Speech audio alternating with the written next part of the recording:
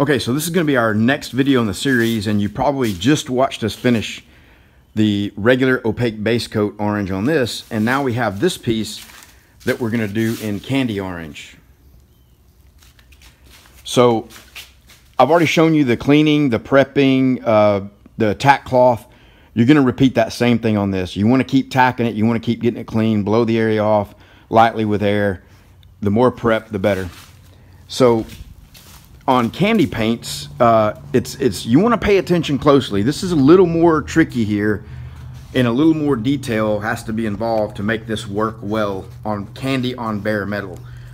So because it's bare metal and regular, candy paints and base coats don't stick to bare metal, and you can't put a primer on it because then it's not bare metal anymore. It's got primer, so all your grinder work and all that doesn't show through the candy.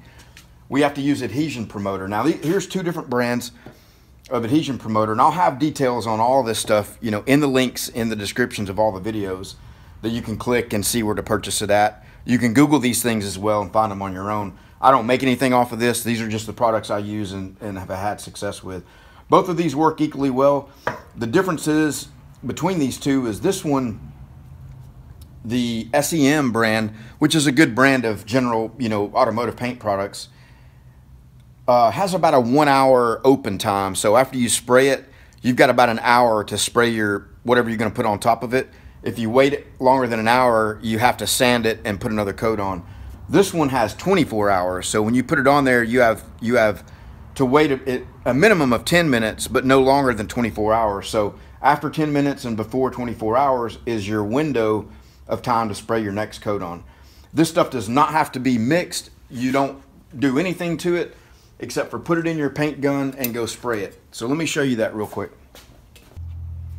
All right, so we're gonna pour it right through a strainer. No mixing cup involved. We're gonna pour it right into the paint gun through a strainer. And just put, half a cup in there, half of the gun cup, because I'll show you in a minute, because this stuff doesn't get mixed, when you're done with whatever's left, you can pour it right back in the container. Over time, I've sprayed so much candy red that my adhesion promoter has gotten sort of a reddish tint to it because I poured it back in there. So I saved this one to do only red colors or orange colors, anything that's got the reddish tone to it. And you can see, I don't know if you'll be able to see this or not, but you can see it's kind of pinkish, and it should be clear. And I saved that one to do any other colors with. So just pour it in your gun, pour it through a strainer, and let me walk over here and take the camera with me, and I'll show you this real quick. This is the easiest part of it. You want to make sure it's prepped good, you want to make sure it's clean, but as far as like the difficulty level, this is super easy.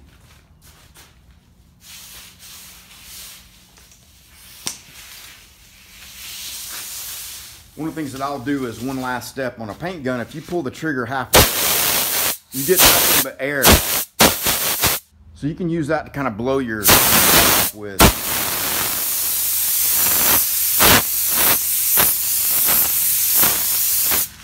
All right, so on this, you want light coats, and you want to be up a little higher than normal. And we're going to raise our air pressure up a little higher than normal.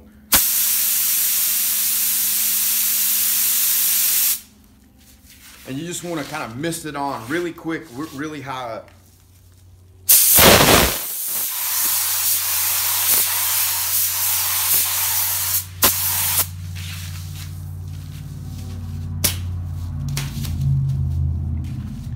And that is it. Just one quick little tack coat, and you're going to wait about 10 minutes on this, and we'll get to mixing up the candy here in a second. But when you're done, you're done. You just take this and you pour it right back in the can. You see we got a little bit of orange paint from the base coat left in the cup, and that's okay.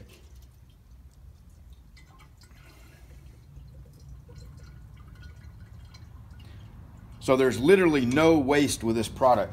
Now, I will tell you that between these two products, this one wants to kind of stick in the gun more. This one here, you can clean it out pretty quickly. So now what you have to do in the gun is you want to get that out of there before you start spraying your candy coat. So we're going to get the gun cleaned up, and we'll come back and show you how to mix the candy, and that we'll be spraying that next. Okay, folks, if you're have watched this video, all the series of videos and included with what you purchased, if you haven't learned anything yet, if you haven't gotten your money's worth out of this yet, and you're serious about putting really nice paint jobs on metal art, this one tip and setup I'm about to show you is well worth the money. I can't tell you over the last couple of years how much I've struggled with getting the right combination, and I'm going to give it away. Well, you're paying for it, but I'm going to give it to you very, very cheaply because I've spent hours trying to figure this out, and you're going to watch this one time, and I would have gladly paid somebody 19 or 29 or whatever dollars to give me this information. And that is how to mix the candy paint to get it to go on to the bare metal without having any issues with it. Because if you don't get this right, you'll end up with any number of different sort of modeling and some weird things that happen when the candy paint hits the adhesion promoter. The two don't really connect very well if you don't have the right mix. This is Intercoat Clear, and again, all the products that I'm using will be in the links of the videos. So if you check the description of the video, you'll be able to see all the links. And so this is Intercoat Clear. This is basically clear base coat, and it mixes 2 to 1. If you look on the side of it, right here, you may or may not be able to see it in the camera, but it says mix it 2 to 1 with reducer. That's the standard mix ratio, and that'll get you in trouble trying to do what we're going to do. We're not going to mix it 1 to 1. Let me show you this. And then this is candy concentrate. You can also get this on the Eurochem website in many different colors. This is going to be tangerine, which is their orange candy, basically. It's kind of a reddish orange, but it's the only orange candy that they have. So we're going to put Intercoat Clear in our cup.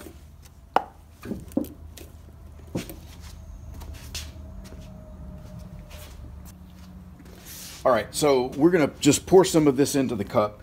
And this is going to depend on, how much you put in here is going to depend on, how much you're painting, how much paint work do you have to do.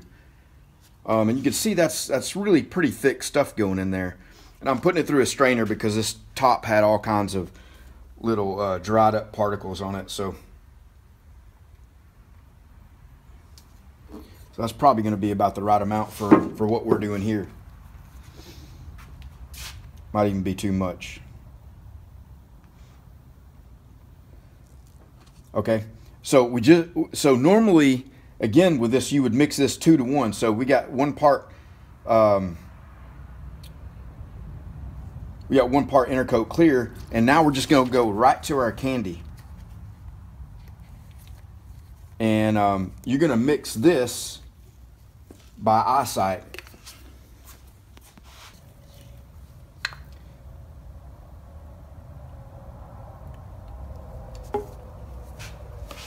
You see how dark that is when it goes in, but let's get it mixed in there and see what we have.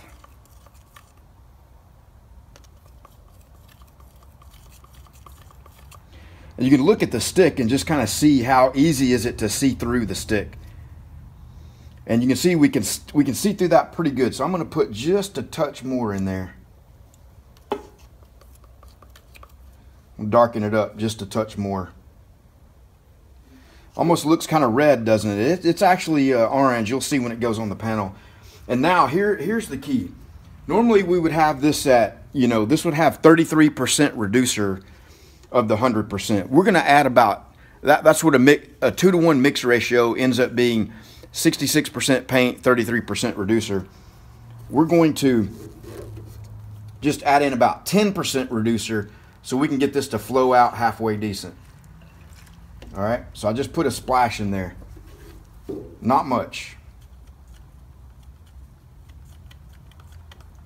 That's all we're putting in. And I'm going to put a little bit more candy in there.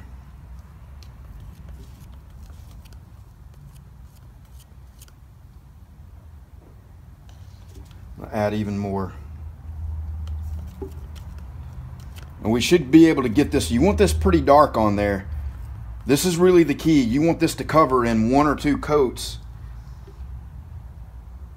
because you don't want to.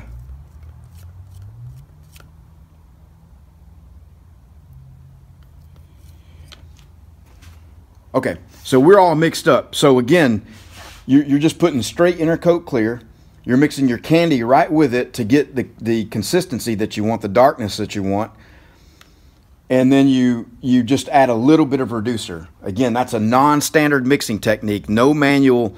Nobody's ever going to tell you to do that. And again, this is all, if you want to know technically why we're doing this, if you put all that reducer that it calls for in there, the reducer's a solvent, you know, it attacks things. And that adhesion promoter that we put down is very vulnerable to solvents attacking it. So when you put all that reducer in there and you spray it on, it'll attack the adhesion promoter and just cause it to mottle up and wrinkle up and do all this funky stuff, and you don't get a good look on it. All right, so let's go spray it now. So just before that we spray the candy, after we spray the adhesion promoter, I'm just going to come and wipe this off again. Again, you can never wipe this off too many times. And once we start putting our candy on there, you can't take it back.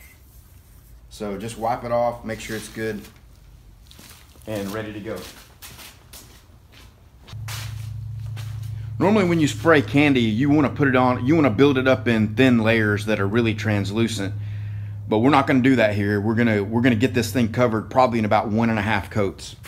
So here we go with the first coat, and you'll see it'll be kind of like our other base coat where we're going to go light with it, and then we'll come back with the second coat once that flashes off.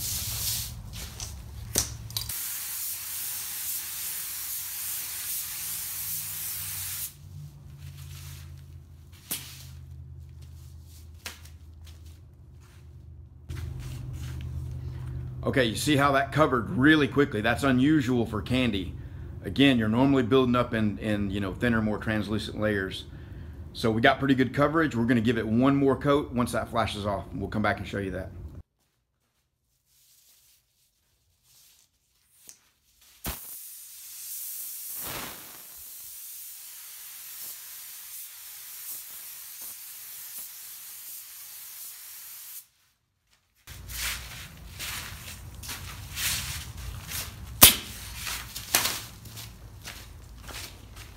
I'm doing some really quick, fast, light coats, and so this is actually going to take 3, even though we've got the candy mixed up really dark with a lot of the concentrate added.